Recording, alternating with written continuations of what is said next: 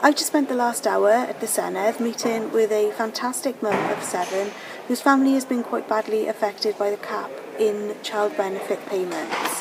And just talking to the mum, even for the first few minutes, I realised that she was just smashing some of those myths that we have about people on benefits. Particularly, people on benefits are lazy and don't want to work and so on. She's worked, her husband has worked, their children work, they have part-time weekend jobs, and those children who aren't old enough to work volunteer so that their CVs are in tip-top shape when the time comes for them to start looking for employment. And she spoke really, really passionately about how important it was for her to instill that work ethic in her children and how she hoped that they would all go on to achieve their full potential.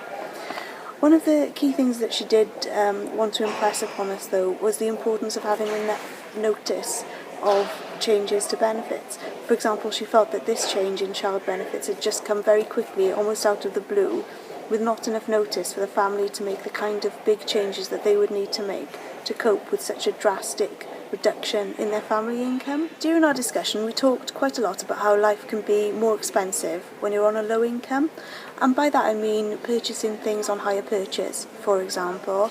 Now, the mum had bought a TV and she pays £10 a month for it, which is affordable, but over the long term she'll probably end up paying twice or even more than what the TV was worth in the first place. And we also talked about how school and education can be expensive for people on low incomes, and particularly those in large families. School trips, for example. Now, payments for school trips, which take place during the course of the school day, is voluntary, and that should always be made clear to parents when they receive the letter. But then there's always a sense that if the voluntary payments aren't forthcoming, then the trip will be cancelled and all the children will be disappointed. And there's a certain amount of peer pressure because you don't want to be that family which stopped the trip from taking place. We also had a really powerful discussion about the impact it has when you lose your job and have to turn to benefits instead. And we heard how it can lead to stress, depression, family arguments, a loss of confidence and a feeling of worthlessness. So much so that somebody could just stay indoors and not even want to go to the local shop because they don't want to bump into a neighbour who asks them what they're doing and have they found work. And another particularly powerful part of our discussion was around 0-hour contracts, which this mum's husband is currently on. So they don't know from one day to the next how many hours he'll be working, if any, and what kind of income will be coming in during the course of the week. So it's unfair on the family. They're unable to budget with any sort of long-term planning in mind, and there's a sense that these contracts just have nothing to offer workers.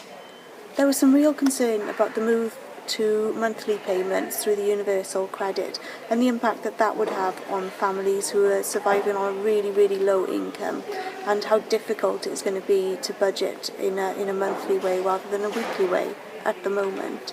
And so the best advice really that we could give to anybody in that situation would be to seek advice and help, and advice such as that which is available from the Your Benefits, a change in website, their Facebook page, their helpline and their text line, because help is out there and it's available, but these changes are significant.